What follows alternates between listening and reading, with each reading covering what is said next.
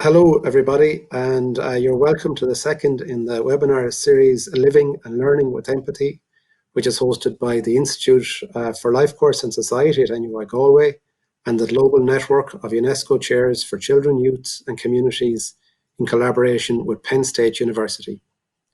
As you know, the overall focus of the series is how empathy fits the medical, economic and human support scaffolding that we need to survive and thrive in these times. I would like to acknowledge the seminar conveners, Professor Pat Dolan from NUI Galway and Professor Mark Brennan, Penn State University, for their wisdom in coming up with this idea and more particularly for getting it off the ground. My name is John Canavan and I am the Associate Director of the UNESCO Child and Family Research Centre at NUI Galway, and my job today is to moderate the session. So our session title, our seminar title today is Responding to Children at Risk and in Need of Support at Home During COVID-19. And I suppose, again, it's to bring into focus how it is that empathy connects with our need to support families and protect children. And maybe just to take a second to think about the idea of empathy and its relationship to protecting children and supporting families. We have recent research on empathy by colleagues, and they define empathy as the ability to understand and share another person's feelings, emotions, or emotional state. We could argue that empathy is at the heart of child protection and family support. How we need it in order to be aware of the needs of vulnerable children and families, and for that to be a springboard for our response as ordinary citizens. But also, empathy comes into play in the context of the breakdown of empathy in relationships between parent and children, and how we can intervene to rebuild it by the right actions in the right place and at the right time. So today, I'm genuinely delighted to be convening the session, given the fantastic lineup we have. Our inputs come from a group of highly experienced service leaders and academics. Specifically, in order of their contribution, we have Professor Caroline McGregor from the UNESCO Child and Family Research Centre at the School of Political Science and Sociology. And Caroline, among many other things, is the director of the MA in Social Work programme. Dr. Carmel Devaney is our next speaker, and she will be working with Caroline on their presentation. And Carmel is similarly from the UNESCO Child and Family Research Centre. And Carmel, again, among many other things, is the director of the MA in Family Support Studies. So their joint input will be on protecting children and supporting families. And then we will hear from our service leaders, and we will start with John Donlan, who works for TUSLA, which is Ireland's Child and Family Agency. And John is the area manager for services in counties Galway and Roscommon. Following John, Catherine O'Donoghue, who is the regional implementation manager for TUSLA's Prevention and Family Support programme, will do an input for us. Following that, we have Sean Campbell, and Sean is Chief Executive of Feroya, which is a large youth organisation in Ireland working with 50,000 young people and about 5,500 volunteers.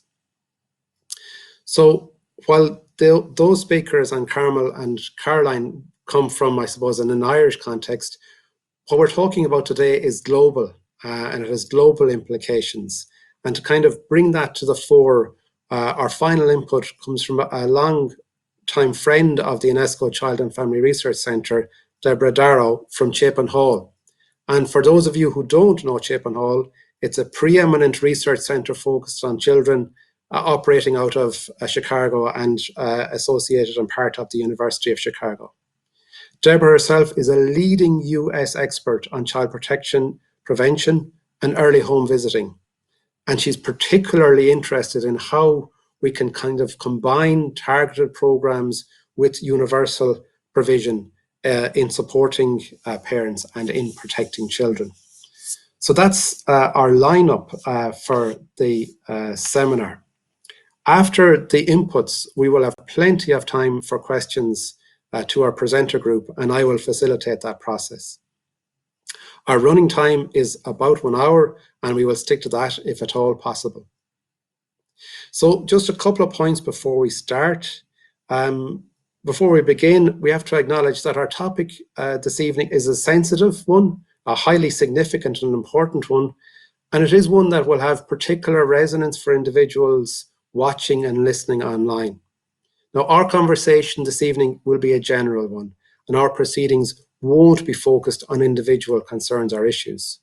But we will provide some information for our Irish audience at the end of the session, and you will hear some general advice and messages from our contributors that will be relevant wherever you are. So that's my bit of an introduction. I'm glad to get it over with. This is my first webinar, so I'm happy that we've got this far.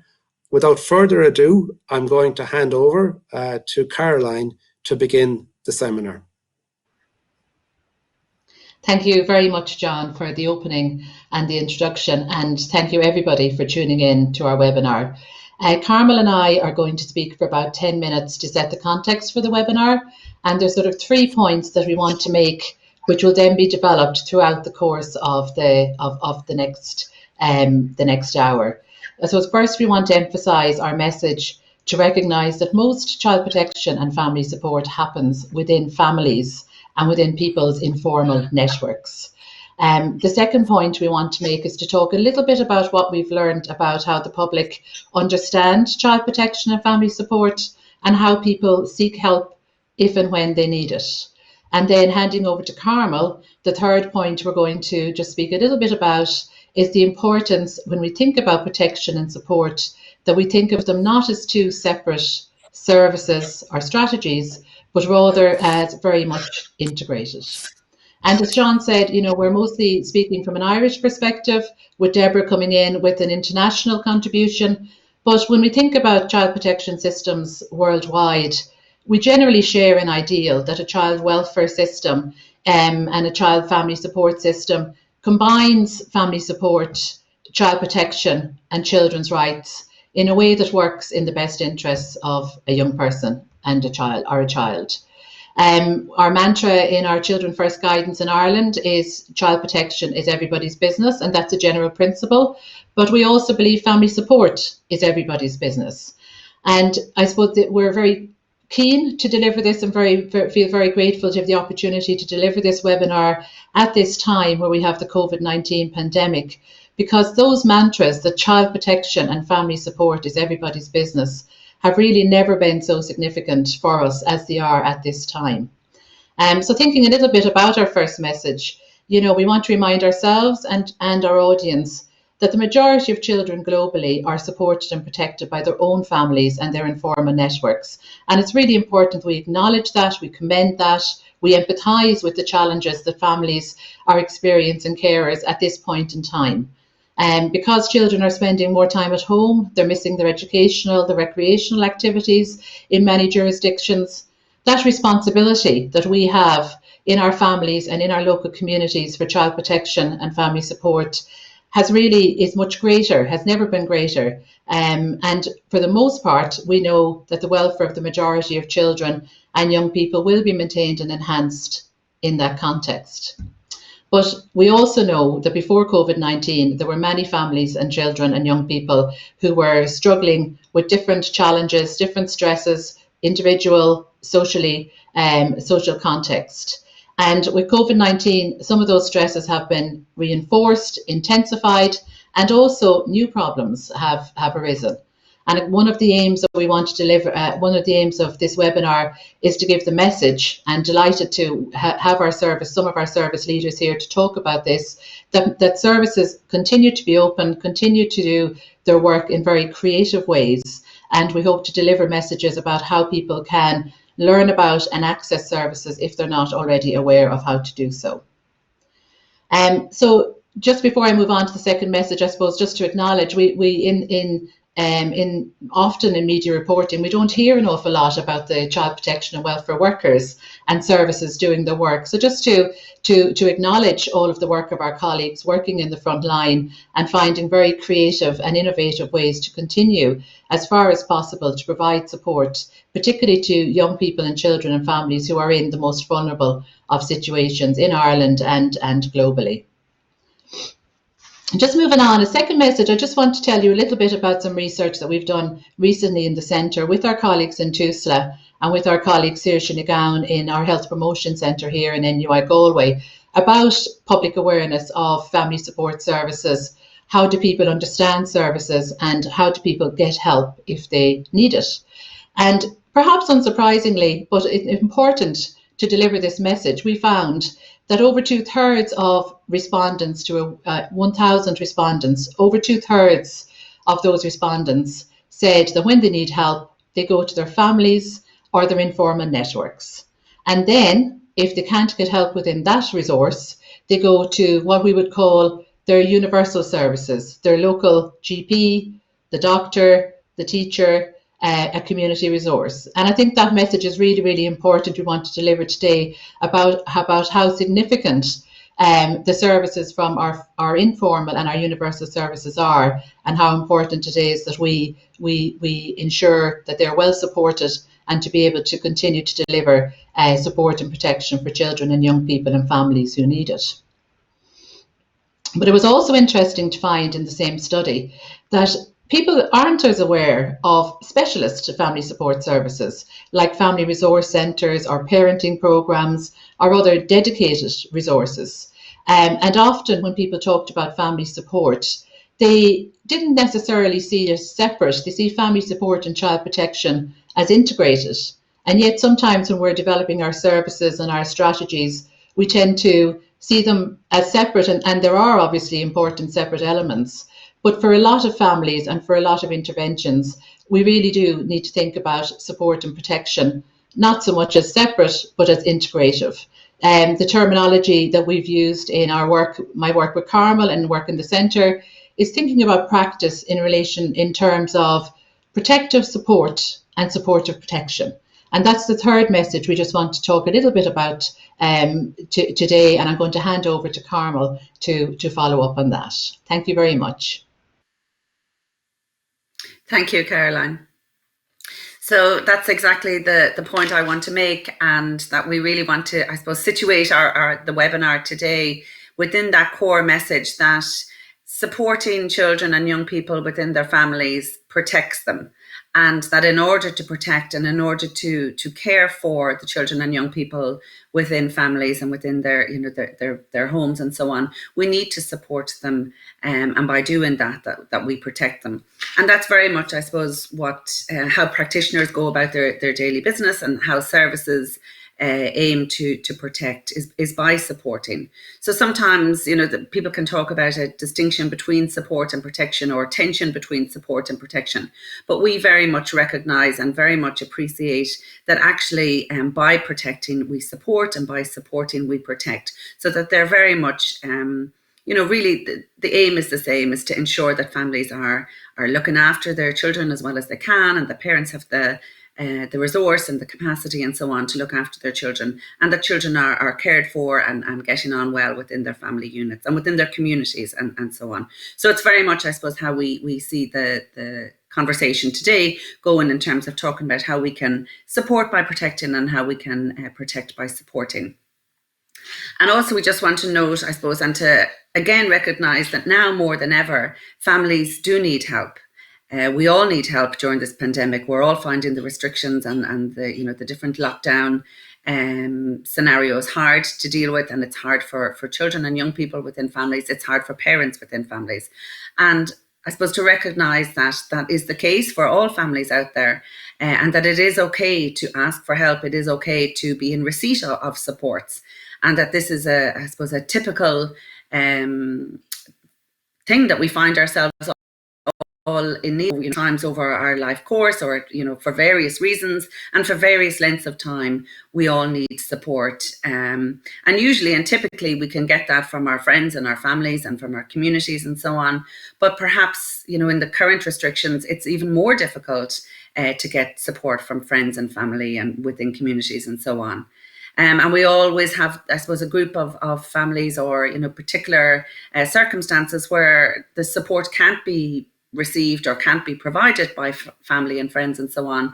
And that's when families need the more formal supports or the more formal resources or services to step in and help them with whatever their particular issue is or whatever their particular need is. And that's okay. Now more than ever, it's okay to ask for help. It's okay to be in receipt of help.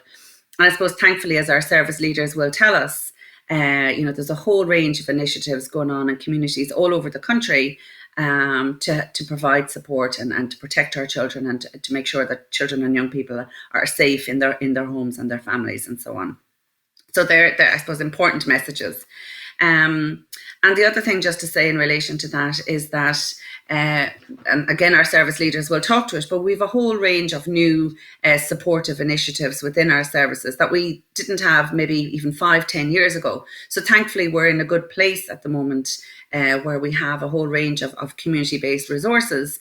So if families do need help and if people do need help within their communities, the supports are out there. And again, our service leaders will talk to that.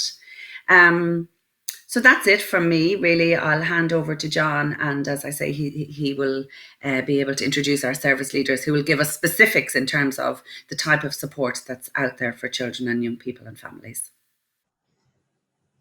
Thanks, Carmel, and thank you, Caroline. So I'm going to call on our first service leader, John Donlan, to talk to us a little bit about how Tusla's Child Protection Services are operating in the current context and how they're managing and what's different for them. So over to John. Okay, thank you very much, and I'm delighted to have the opportunity to represent Tusla as the local area manager here this evening, and to tell you a little bit about how we are continuing to do work and how we're continuing to respond to the needs of children in our communities. Tusla's remit is to work with children who are identified at risk and to ensure that we provide supports to children and families in need.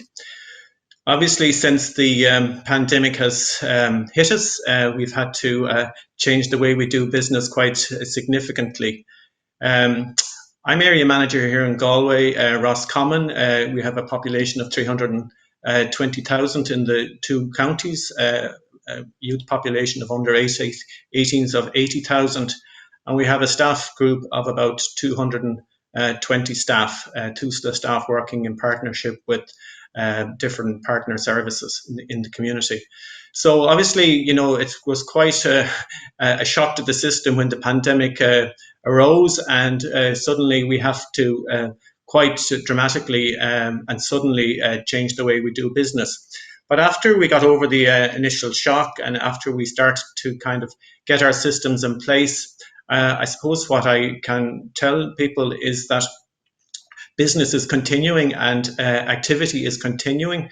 Here in Galway, Roscommon, our social work services are supporting over 1,000 children in the community. 360 of those children would be in care. Our family support services are supporting a further 600 children in the community in a variety of different ways. So I suppose, as has been alluded to earlier on, this pandemic has brought out, I suppose, the best in people in many regards, and it has forced us into kind of think differently and to work differently in a variety of different ways. Obviously, responding to children at risk in the community is a tricky business at the best of times and requires sensitivity. It requires a high level of skill, and it requires very specific types of interventions. So how do you do that when you're required to social distance? How do you do that when you can't do the usual type of visiting that you would expect to be doing? How can you do that when you cannot talk to children and to kind of, I suppose, get to know children in the normal ways? I suppose what we're finding is that we can do lots in different ways. And also what we're finding is that it's really, really important that we have really good partnerships with our statutory and voluntary community sector. I'm thinking particularly of the Gardaí, I'm thinking of the domestic violence services, our colleagues in education and TESS and the school principals. And public health nursing, and then the voluntary and community sector that provides services in the community. And I know my colleague Catherine is going to talk a little bit about the whole range of services that have been delivered in those sectors. So within social work, and I suppose specifically within the child protection teams, our business is only possible when all of those systems are working well together and when there's good communication happening between them. And I suppose at the start of this process, we've had to enhance existing systems, and we've had to kind of maybe change the way we work in relation to that. I suppose the key challenge that we're identifying in the child protection side of the house is the TUSA's national model of intervention is signs of safety. So the key element of signs of safety is how you provide safety for children through interaction with their parents, through identifying strengths within the family and identification of support networks. So how do you identify support networks when it's not possible for the granny or the uncle or the aunt to visit the child in the home? So I suppose that has called for us to be a lot more creative. It has called for us to kind of really thoroughly engage with families in the ways that we can. We're doing an awful lot of virtual contacts. We're doing WhatsApp, we're doing phoning. There is some visiting continuing to happen in situations where we need to see children in their home environment. And parents, by and large, have responded very, very well to those approaches and are working very, very well with services, because I think everybody recognises that this is a time of particular stress on families. So the challenge has been how we create safety, how we add safety into the lives of children, where maybe there's already existing difficulties. And obviously then with the additional factors associated with COVID, how we add in safety. I suppose there's no magic solution to this. That's what we're learning. And I think it's working these questions through on a case-by-case basis.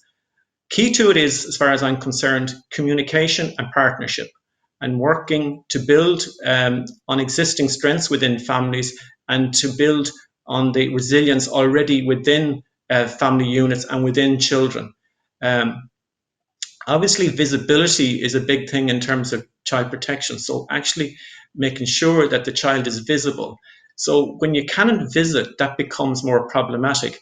But it's not insurmountable, because as we're doing right now, we're visible to each other and we're seeing each other and we're talking to each other. So we've been trying to kind of model that with the families that we work with in a variety of different ways. The social workers are, as I say, working very closely with our partner services in the community. We're working with the public health nurses, the Gardaí, schools, domestic violence services. We've redeployed some of our staff to some of the residential services to maintain capacity within that for our children in care. We're working very closely with our foster families to make sure that we have places of safety if the need arises. And there has been situations where, children have had to come into care during this crisis period, and we've been able to manage that and we've been able to deal with that. On a weekly basis, we receive about 90 reports at any given time in our local area. That dipped during the initial crisis phase to a lower number, around 30 in week 3, but has really come back up again. So that tells us that there is wide communication and wide recognition of the need to ensure that there's good reporting in place to TUSLA, and that we're able to respond to that. I suppose in receiving these reports, there is additional challenges in terms of ensuring that we are working in a very constructive way, in a very positive way in situations where the families are not known to us previously. So how do we risk assess those situations? That's a key question, that's a key challenge. In terms of the broader community, what to say in relation to you, in relation to child protection? Well, I think, as Caroline has already alluded to, and as well enshrined in Children First, child protection is everybody's business. I know that sounds maybe a bit, like a stock phrase, but it actually is, because unless you have systems within families that support and mind children and care for children and alert the services when there's problems, well then, it will be impossible to deliver adequate child protection systems. So the first thing I would say for the public is to be aware that if you have a concern around a child, there are places to go, and there is services open and able to respond to your concerns. And I think you're going to have a reference to the TUSLA website attached to this at the end, and John will tell you a little bit more about that later on. And that will give you all the details in terms of how you can access services in the local area. And I suppose the other thing I would say to people out there is that the simple thing of being a good neighbour, or to be a supportive relative, or to be an active member of your community, because ultimately the health of our communities and the way we support children in our communities will be what really delivers on child protection. So in some ways, the social work services and the family support services, we provide an element of that, right, in terms of providing support, and we're providing interventions. But ultimately, children live in communities, and for them to be safe, they have to live in healthy communities that is aware of their responsibilities and doing their best to support children. So I suppose that's kind of what I would like to highlight in terms of our services at this time. Thank you. Thank you very much, John Donlan, for your contributions. Very, very interesting and helpful and focused, and I think a lot for our audience to think about and reflect on. So next, I'm going to ask Catherine Donoghue to join us and to talk to us about her work and what's happening more on the family support services side. Thank you, John. And I'm genuinely delighted to be a part of and contributing to this conversation today. So yeah, I am the Regional Implementation Manager for the Prevention, Partnership and Family Support Programme within TUSLA, and I cover the South. So I will be, so my colleague John there has covered a lot in relation to the child protection social work side of things and what we're doing within TUSLA. So I'll be talking more about the family support side, and also just a little bit in relation to parenting during COVID as well. So as already echoed and said by my colleagues, some families are currently feeling isolated, some are feeling anxious and in distress, and some parents are struggling to juggle the various roles of mom, dad, teacher, cook, peacemaker, etc. within homes. And we know as well some families are adjusting to the best that they can in the current situation. But whatever the situation, what we do know is that there are vulnerable families that need additional support, and there are children at risk within our communities. So again, I'm just going to echo, I suppose, the message that John has said. TUSLA's child protection and welfare teams are here and are working to keep children as safe as possible in every community across the country. All referrals or concerns about children are being screened and assessed in line with normal practice. And where a child is at immediate risk, they will receive a protective response. Essential services such as child protection, children in care, and domestic, sexual and gender-based violence services continue to operate. And together with our partners, we will continue to ensure maximum support for all those vulnerable and at risk. So when we look at the whole area of family support, so as I said, I work for the Prevention Partnership and Family Support Service. So within that, we have across the country what's called child and family support networks. So we actually have 115 child and family support networks across the country. And these are working to ensure collective knowledge of what services are currently operating within our communities. They are working to ensure a level of coordination across services at a community and statutory level, making sure that they're sustained so that families are getting the relevant supports that they need during this time. They are identifying families that may not have previously been known to services and maybe during this time of COVID need a little bit of additional support. They're also working together to identify gaps in services, and we're all working together to explore how we can meet and address these needs. And again, the Child and Family Support Networks, as I said, there's several of them across the country, and it's about working with partner agencies to ensure that we're working together to meet the needs of families within our communities. So again, just to say that TUSLA's Family Support Service, in collaboration with funded partners, continue to provide supports to families in communities. And maybe not many people are aware that we fund over 700 agencies across the country.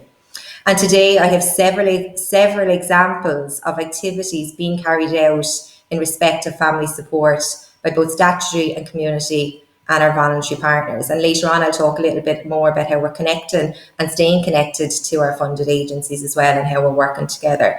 So I suppose some examples, and I genuinely mean there's so many, there's such great work happening across the country, and each and every day we're learning new things about how agencies and our partners and us within TUSLA are trying to be creative to find alternative, safe ways to work with children, young people and families during this time.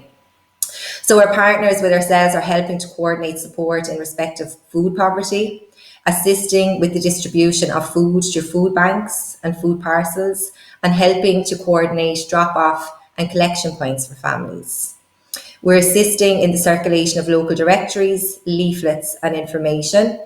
And a lot of our agencies are offering telephone and online support to children, young people and parents. And this is really just a really small snapshot of all the great work that is happening across the country.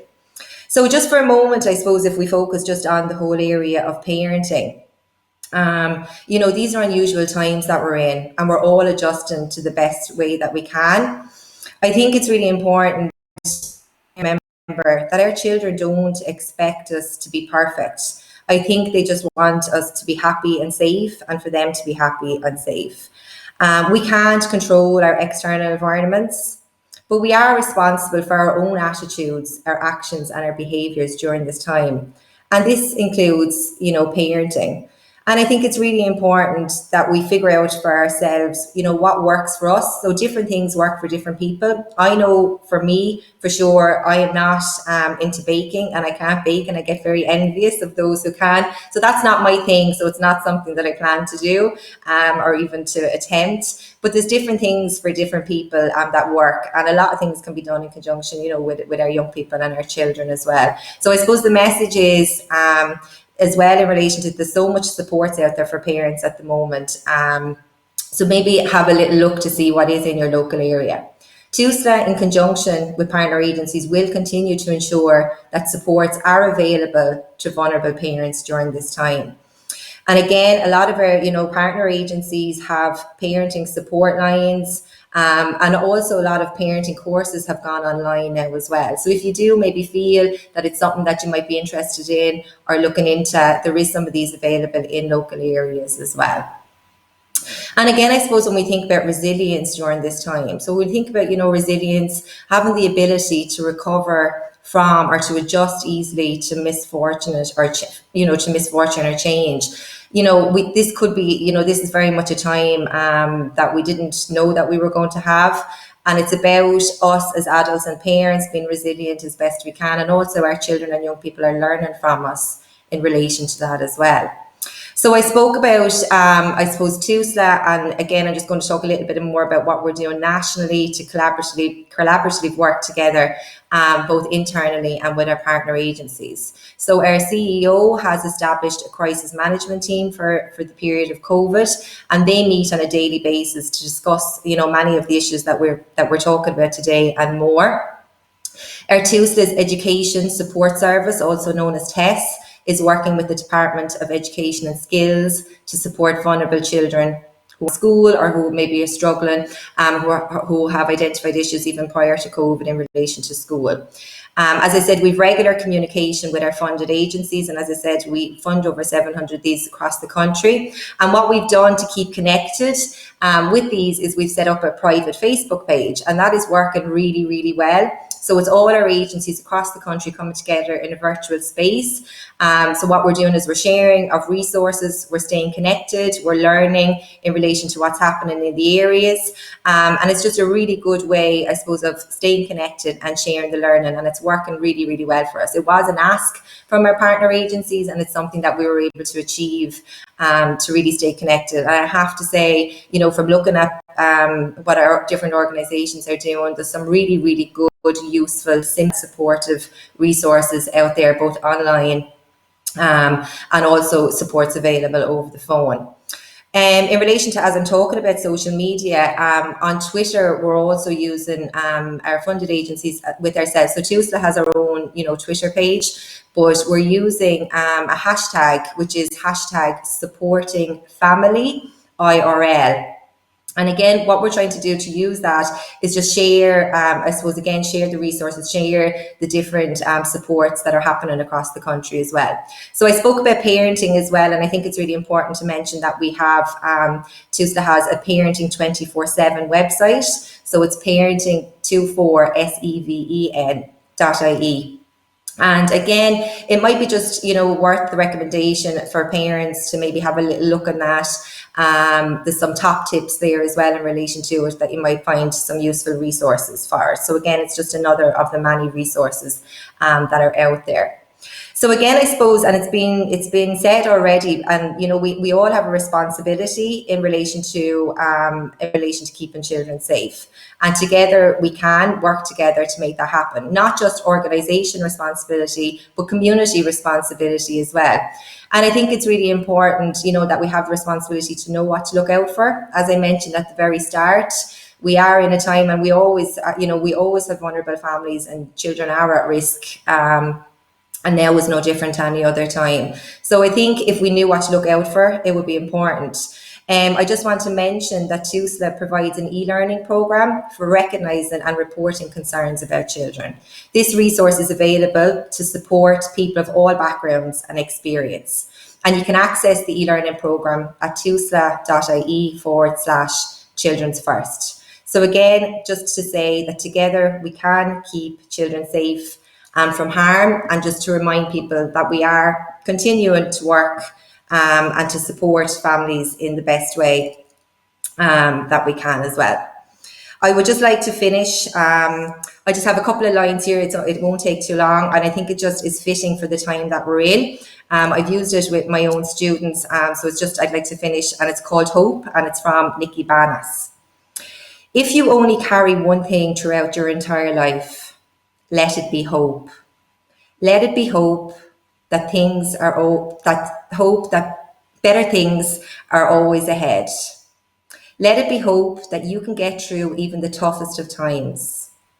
Let it be hope that you are stronger than any challenge that comes your way. Let it be hope that you are exactly where you are meant to be right now, and that you are on the path to where you are meant to be. Because during these times, hope will be the very thing that carries you through. Thank you.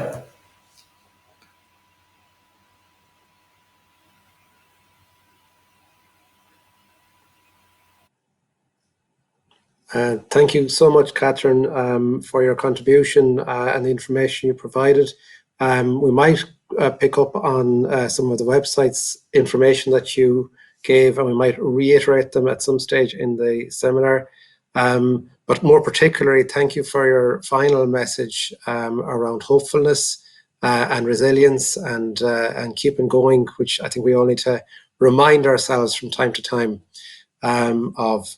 So just to move on and to ask Sean Campbell to join us to talk about the perspective of somebody who's leading an organisation that's focused on young people and adolescents, and particularly in an NGO or a community and voluntary context. So we'll hand over to Sean. Thank you very much, John. And just thank you to Caroline for inviting me to speak this evening. I'm going to give almost like a case study of how Feroya as an organisation or community and voluntary NGO has responded to the crisis and some of the issues that I see for us and what we're getting back from young people. Just to say, as way of introduction, a very small bit about the organisation. As John said at the start, we're a large national youth organisation reaching about 50,000 young people on an annual basis. And we do this in a number of ways. We have a network of voluntary-led youth clubs, a network of over 550 right across all 26 counties. We also have a very strong presence in professionally led special projects funded from a variety of sources, including TUSLA and the Department of Children and Youth Affairs and Department of Justice. And professional staff work with vulnerable young people in communities right across the country. We also have then a number of national programs, programs like the Big Brother Big Sister mentoring program, and the Network for Teaching Entrepreneurial Education, obviously about entrepreneurship, Leadership for Life, which is teaches young people key skills for success in 24/7 living, and the Real You, which is a sexual health and relationship program.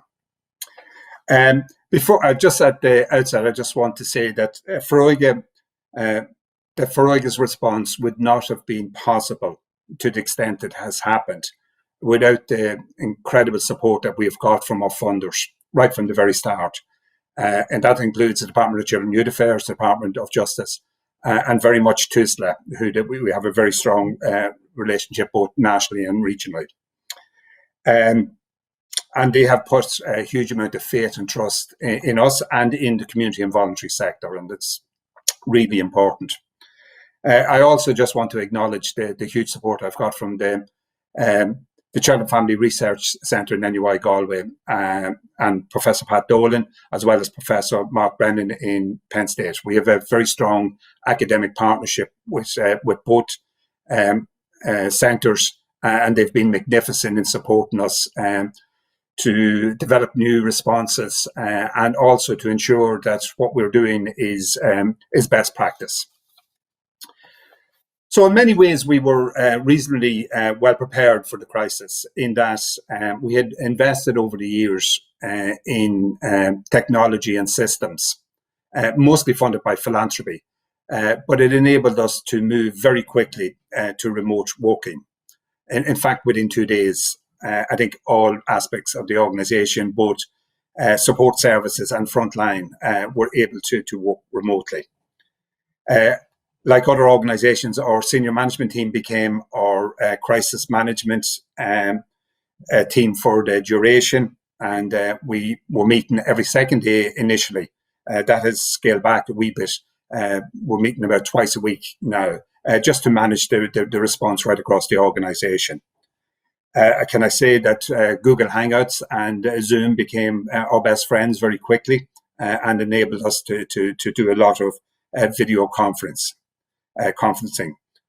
At our very first meeting, we outlined very much what our key task would be, and that was first to do no harm, secondly to concentrate on the most vulnerable young people and families, then to work to trying to support young people in general, and then also to accelerate some of our program development and particularly some of our online development of programs. In terms of doing no harm, we cancelled a number of our key big events. Our Citizenship Awards, which is a huge big event, 3,000 or 4,000 young people coming together. Our music festival was cancelled, and a number of really key events that young people look forward to every year, unfortunately had to be postponed or put off. We instructed all our clubs to stop meeting face to face. But we also created COVID-19 pages on our website and our staff and volunteer portals, and provided up-to-date, accurate information from government to young people, to parents, to our staff, and to our volunteers. We closed our youth centres when it was appropriate to do so, when we were directed to do so. But we've also worked very hard in supplying guidelines and tips for staff and volunteers how to work safely with young people in the new environment. We also ran fairly extensive social media campaigns on hygiene and social distancing. We concentrated very directly on the most vulnerable and continue to do so. We try to engage as many young people and families remotely. First of all, we tried. We were doing it in very small groups, and then that had to stop. We were doing a lot of one-to-one work, and that had to stop. And we've been for the last number of weeks doing it as remotely, using whatever phone, text, and video conferencing. We've engaged with not only young people, but also parents, and supporting parents to work with young people during these trying times. We have, along with a lot of others, concentrated on providing bespoke care packages and resilient packages to young people and families. And that includes food, fuel, phone credit, technology, and that sometimes it's tablets, sometimes it's phones, sometimes it's earphones, whatever. We've been providing education material and just some treats for young people. And we've been doing that extensively. And in fairness, we've been very much supported by our funders, but also from philanthropic and corporate sources to continue that. I've just been amazed and delighted with the creative responses that young people, that our staff and volunteers have had to engage young people. And just as an example, I'm really very excited and very pleased that our Big Brother Big Sister program succeeded in moving over 90% of their matches to engage and continue to work with young people remotely. I think that's just a huge achievement for a program. On the universal services, we set up systems to listen to and react to young people. We have a national reference panel who are elected from every part of the organisation and every part of the country, who came together, over 70 people on a Zoom call over 3 days, looking at what were the issues and how we should respond. Staff and some clubs continue to meet remotely using Zoom. Staff and volunteers are continuing to check in with young people as best they can. And we've continued some of our programs online, our leadership program, our entrepreneurship program. And we've developed and expanded some really interesting special interest groups, and particularly programs like Sound Suffers, which is around music production and digital technology that has really come to its own in this remote working. We've also engaged very significantly on social media campaigns around empathy, around Feed the Body and Soul, which was literature, music, food, and we were hugely supported by both NUI Galway and Penn State in developing that program. If you get a chance, just to everybody out there, please follow us on Facebook, on Twitter, on LinkedIn or Instagram, and just see what's happening with young people right across the country. We're coming and seeing a lot of issues. We get feedback from staff every week. People have heard about it: food poverty, anxiety, mental health issues, an increase in alcohol and drug use, a lot of tension and conflict because of shared space, some really mental health problems. Certain, we've huge concerns about education, and that young people, particularly disadvantaged young people, are going to fall much further behind in this crisis. The Leaving Cert, it needs to be sorted quickly. It's causing huge anxiety for young people. We are hearing about bullying online. We are very concerned that young people have gone in sometimes nocturnal, that they're spending an awful lot of time at night on social media and sleeping during the day, got out of routines. And they're missing their friends, missing school, missing structure.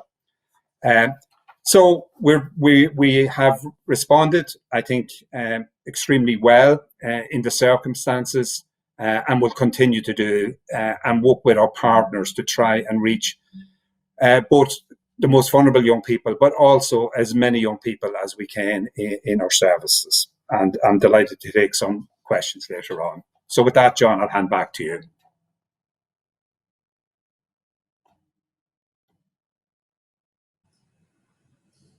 Thanks so much, Sean. That was very helpful and very encouraging, and good to hear the positive work that can happen organically within an organisation, and particularly, again, the voluntary work that goes on around Feroya and many other organisations. And just to note that, just for our audience, just don't be afraid to ask us questions. We've got some time at the end, and send them in the channels there. So just to move on to our final contributor, Deborah Darrow.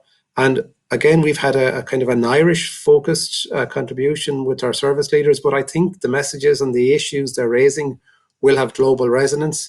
And certainly, I'm very interested to see what it all sounds like to Deborah coming from the United States. So we'll hand over to Deborah now. Thank you.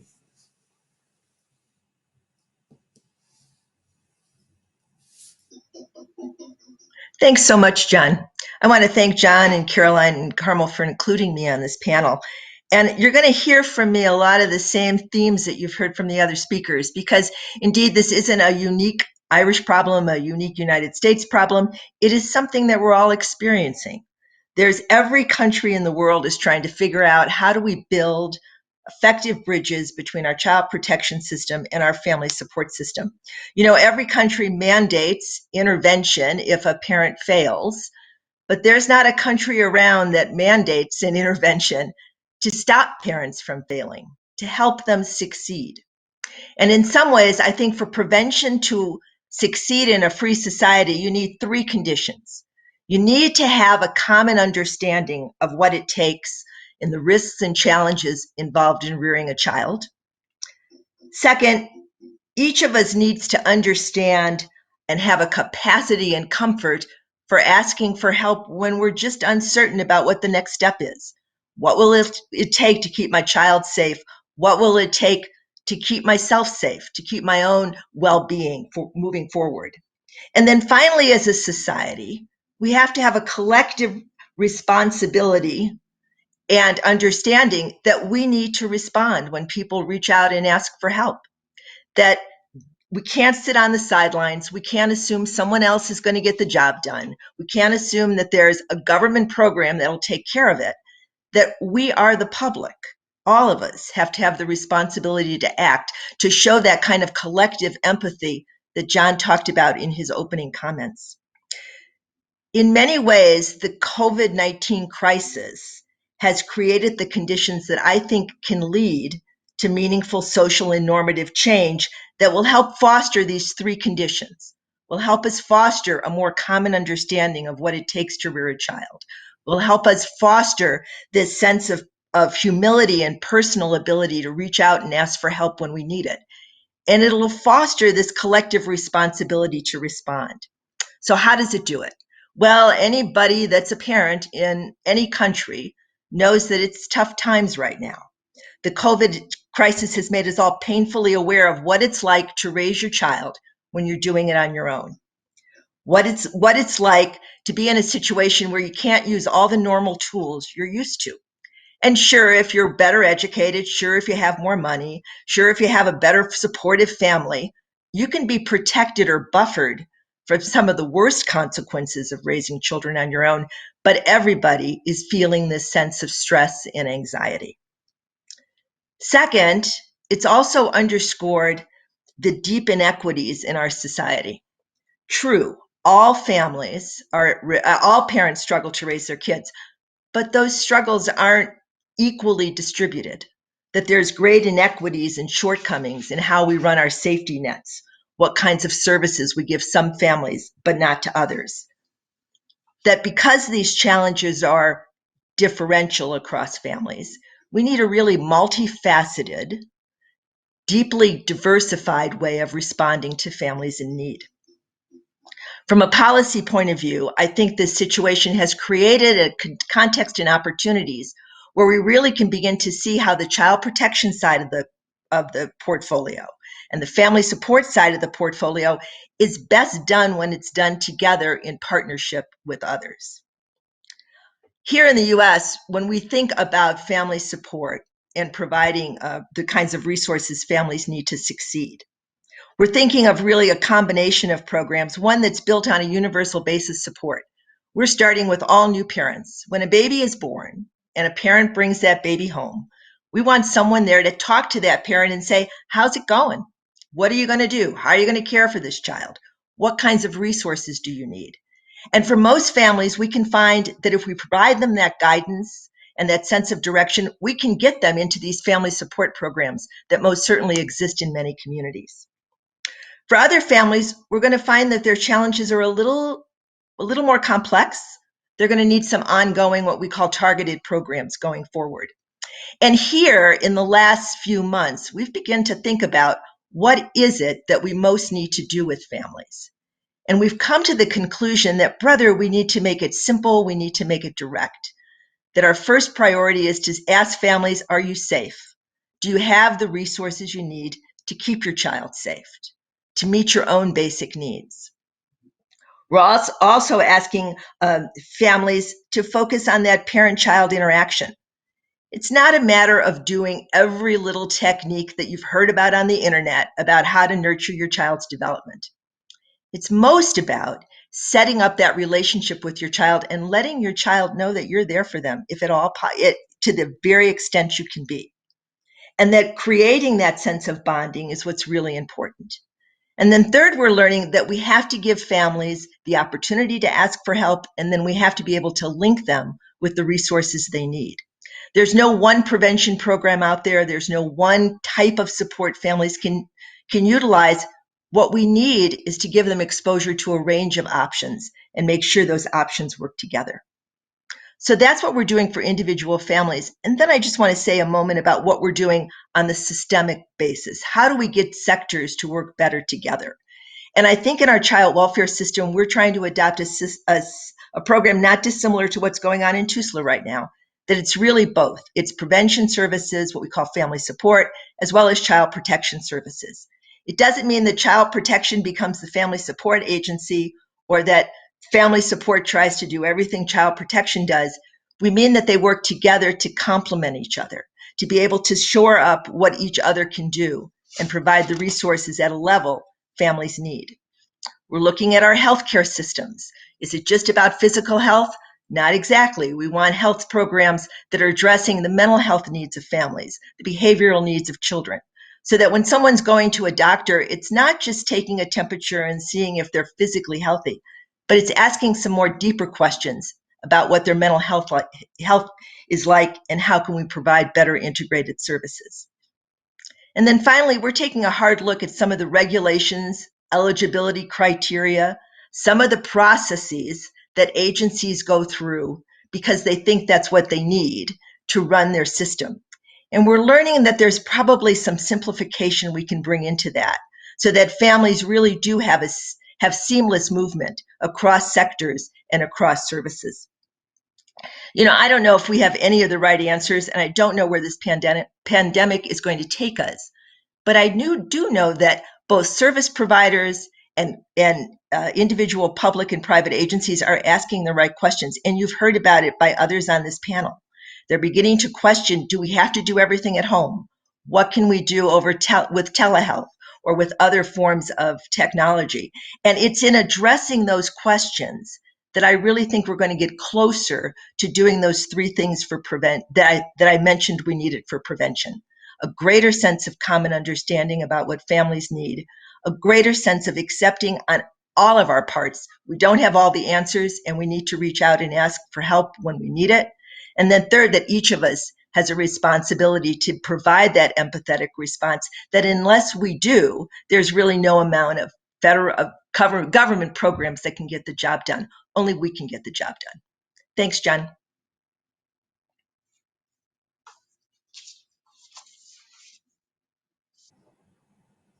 And thank you, Deborah, for that very clear presentation. And again, a very straightforward messaging there, achieving common understandings of what it means to bring up a child, focusing on asking for help and getting that into the mindsets, going back to Caroline's point earlier on about the public awareness, and particularly, I suppose, creating that collective responsibility. And if we begin that conversation today, I think it's a useful thing. We are heading for the hour time frame that we had in mind for the seminar, but I think we have a couple of questions, and certainly I think it would be useful to hear from the panel, even for 5 minutes. So if that's okay, I have a question, maybe just to kick off coming up, which is really maybe making it a little bit, and this is probably for John and Catherine in the first instance, but just to make it a little bit more practical in terms of what is it that the public can do practically to protect and keep children safe who are in difficult circumstances. And I suppose that's just really in the nuts and bolts sort of a question. What do you do when you're in that situation? Well,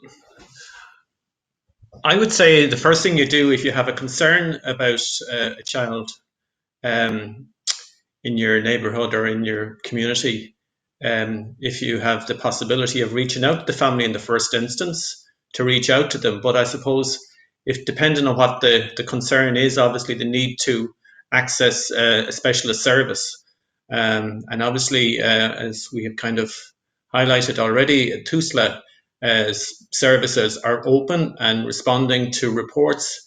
As I explained earlier on, we receive reports on a daily basis, we receive reports on a weekly basis, and we assess each of those reports and we reach out to those families and try to work with them around whatever the issue might be. So as a member of the public, I suppose the first thing I would ask people to do is to consider that if you are concerned or worried about somebody, you reach out for help in relation to that child or that family. Don't leave it to somebody else. If you're concerned, reach out. And as I say, if you access the TUSLA website, you will get access to information around how to make a report. I suppose on a more general level, I think, if you're or contact with a child or a family that there is a concern about, or there's issues or support needs, to be the best, as I say, neighbor, to be the best relative, to be the best member of the community you can be for that family. Obviously, there's huge stress, additional at this point in time. There's lots of issues that have been kind of flagged already in terms of mental health, potential for domestic violence. The fact that young people are out of school is creating all sorts of issues within families. So it is important that help is sought. And as I say, help is available. And you've heard around some of the services that are available in the community.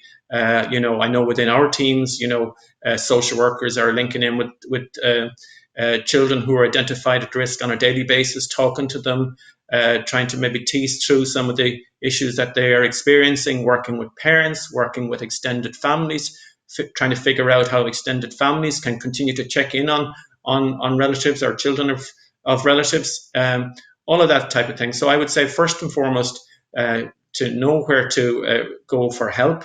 As I say, the TUSLA website, obviously if there's an immediate risk to a child, you can also contact the Gardaí if the circumstances are such that they would warrant that level of intervention. So knowing how to make a report and then being a good support.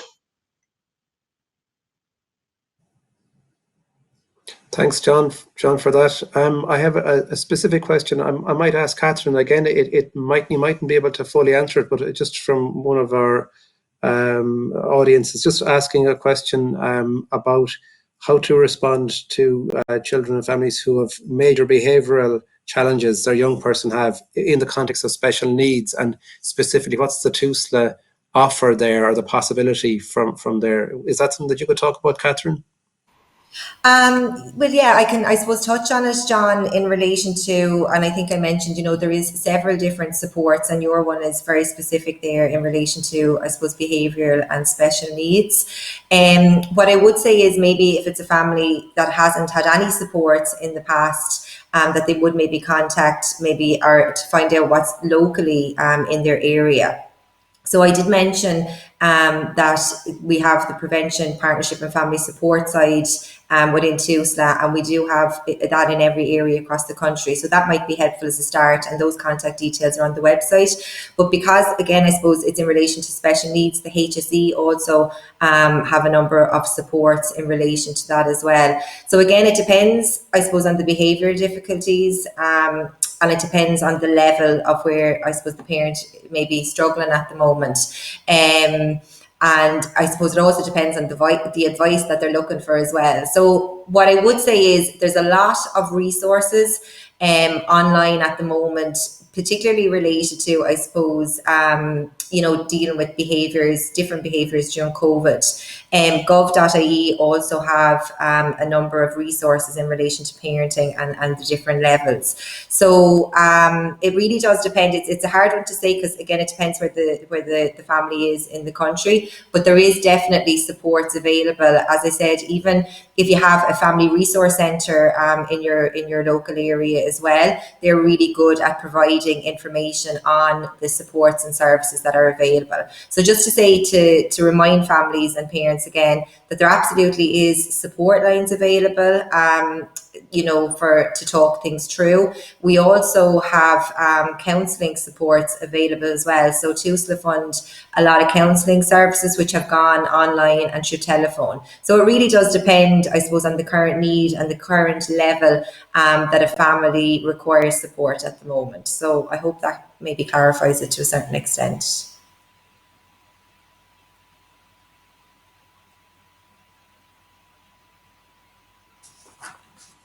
No, that's perfect. Thank you very much, Catherine.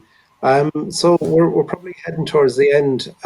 So I just maybe to, in some way, try to arrive at a summation again, and the big messages that I'm taking from this is really that it is about all our responsibility as citizens to children and families. And again, I think John Donlan's reference to being a good neighbour, it doesn't mean being a nosy neighbour, but it means being a neighbour who's concerned for the well-being of a child, and that's a good thing, and maybe to encourage that idea of collective responsibility, and again maybe seeing that in the context of empathy, and actually being aware of what it feels like to be in these difficult and challenging situations, and maybe for us to start there and to work out our individual responses from there.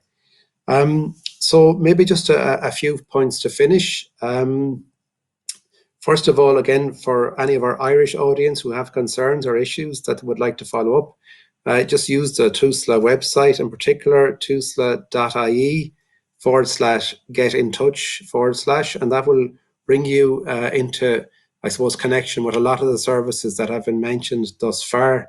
And again, really important, if you are concerned about a vulnerable child and you can't find any other way to respond to, use the helplines and make contact with services. It's very, very important. Again, for any of our international audiences, I hope maybe that this has provoked and maybe made you think about how it is that you empathise with the needs of children and young people, and that you, again, are able to follow through with relevant agencies where you have concerns or issues. Just to note, one of I suppose the challenges we've had in creating this seminar series, and in the context of time and so on, we probably need to think more into our future seminars to include the voices of children and young people, in these type of events, and hopefully we will be able to do so. Just so to finish, thank you to the audience for taking the time to engage with us. Thanks to our colleagues at NUI Galway, Gillian Brown in particular. Thanks to our interpreters. Thanks to Dave, who's provided the technical support. And thanks to our contributors this evening, from Caroline, from Carmel, from John Donlan, from Catherine, from Sean, and from Deborah. And we really appreciate your input to this important event. Just to close, just to note our seminar next week, same time next week. I feel like a television announcer, but there you go. Same time next week, we're going to look at youth in Cape Town living with COVID in townships, making a difference. And this is the Making a Difference Leadership Foundation from Cape Town, who are going to be our key contributor to that seminar. So thank you again, and good evening and good day.